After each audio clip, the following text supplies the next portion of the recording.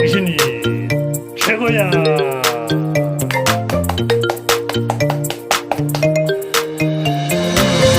오늘은 긍정심리학 기반 65탄으로서 리더의 길 8, 신이 준 최고의 선물 실현이라는 주제로 생각해 보겠습니다.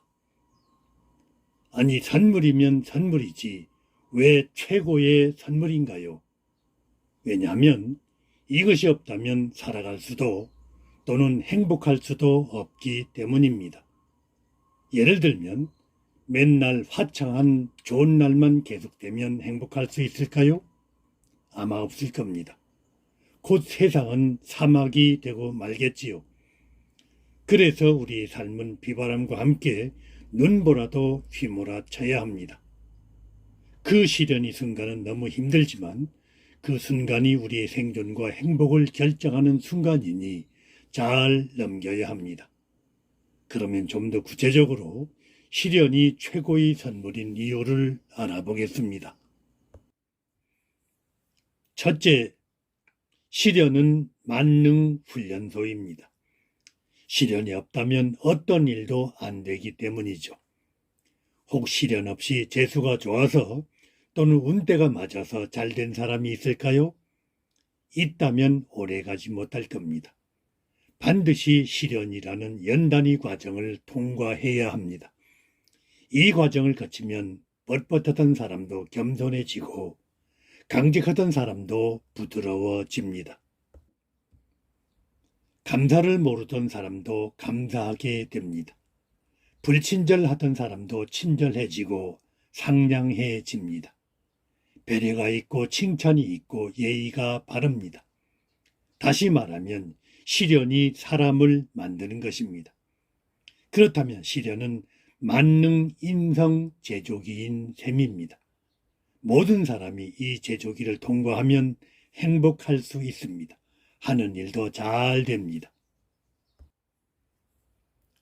둘째, 시련을 통해 성장하는 존재입니다. 아기가 태어나면 돌아눕는 연습, 기는 연습, 서는 연습, 걷는 연습 등을 수천 번이 넘어지는 시련 끝에 성공합니다. 그리고 혼자서 먹는 연습, 싸는 연습, 말하는 연습, 노는 연습, 인사하는 연습, 학교 가는 연습, 친구와 잘 지내는 연습, 공부하는 연습, 그리고 시험을 보고 경쟁하는 연습까지 배웁니다. 여기서부터는 본격적으로 갈등이 생기기 시작합니다.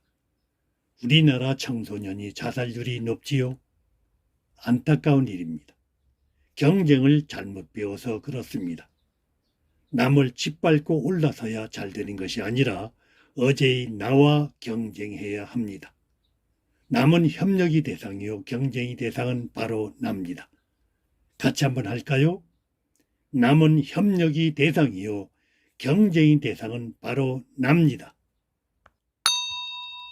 오늘의 나를 매일 1%씩 이기면 1년여 후에는 놀라운 성장을 하게 됩니다.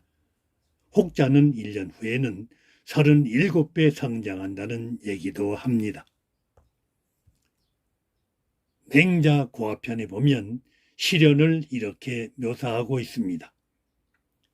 그러므로 하늘이 장차 이 사람에게 큰 임무를 내리려 할 때는 반드시 먼저 그 심지를 괴롭게 하며 근고를 수고롭게 하고 육체를 굶주리게 하며 몸을 궁핍하게 하여 그가 하고자 하는 바를 어지럽고 실패하게 하니 이것은 마음을 분발시키고 성질을 참게 하여 그 능하지 못한 바를 더욱더 잘나게 하려는 것이다. 즉 하늘은 큰 일을 하고자 하는 사람에게 반드시 먼저 그 사람이 마음과 의지를 고통스럽게 한다는 것입니다. 제2차 세계대전 당시 나치 강제 수용소에서 살아남은 정신과 의사 빅터 프랭클은 그의 저서 죽음이 수용소에서 시련이 의미에 관하여 다음과 같이 말했습니다. 만약 그곳에 삶의 의미가 있다면 그것은 시련이 주는 의미일 것이다. 시련은 운명과 죽음처럼 우리의 삶이 빼놓을 수 없는 한 부분이다. 또한 니체는 나를 죽이지 못하는 시련은 나를 더욱 강하게 만들 것이다 라고 했습니다. 셋째, 마지막으로 시련 극복의 방법을 알아보겠습니다. 시련을 극복하려면 어떻게 해야 하느냐? 주어진 현실을 받아들이고 상황을 전환하는 자세가 중요합니다. 이런 자세는 역설적이게도 우리를 고통으로부터 자유롭게 합니다. 그러나 고통을 거부하고 도피하는 삶은 우리를 고통 속에 더욱 짓눌려 힘들게 합니다.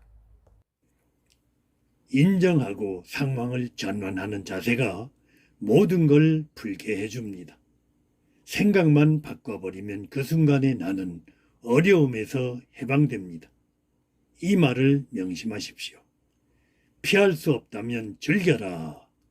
여기에 답이 있습니다. 오늘은 신이 주신 최고의 선물 시련이라는 주제로 생각해 보았는데 어떻습니까?